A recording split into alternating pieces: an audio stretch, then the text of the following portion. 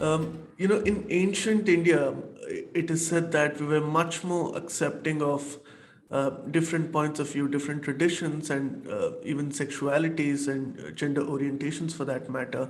So, could you please brief our audience about that? Because I think, and later we'll get on to this about how the invasions and colonialism sort of made us inherit values that we were probably very not aware of.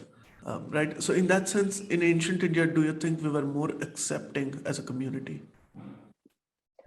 Totally, I agree that yes, in ancient India, there was so much of acceptance of diversity.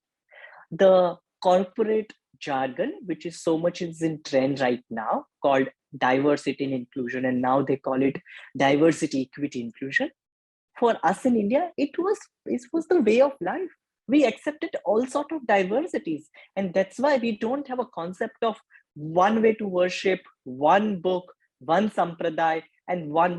No, we have approached life in a multiple way, and all this path can coexist at the same time. That's how is the India in my understanding. That's what India and Indic culture stands in ancient time, and we should also stick to it in today's time. I'll give you a small example, and then we can talk more from the queer perspective. As a kid, my mom used to take me to a local nearby Shiva temple. As we go to a temple, she used to tell me that, Ankit, you need to go and do pradakshina.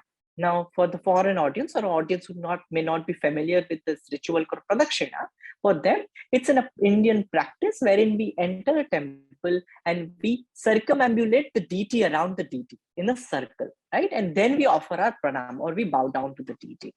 This ritual is called as pradakshina.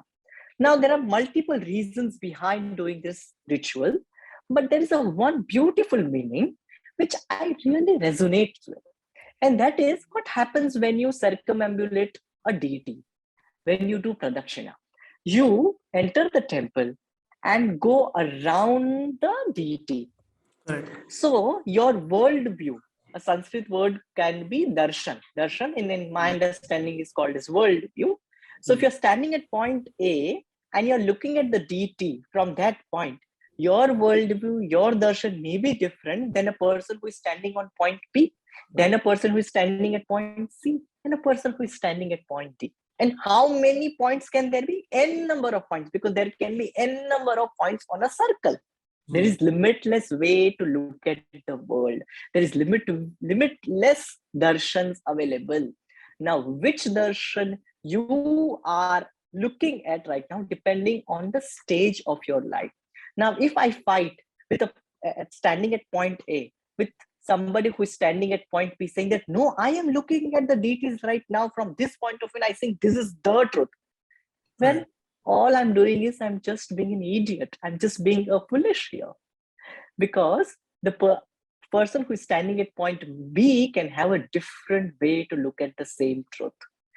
So we need to find a way wherein your truth and my truth can coexist together, and in the search of finding the truth, if it exists. So this is the core philosophy of Hinduism, in my understanding, that there can be n number of ways to reach the ultimate. And while we do that, there is n number of ways to live our life.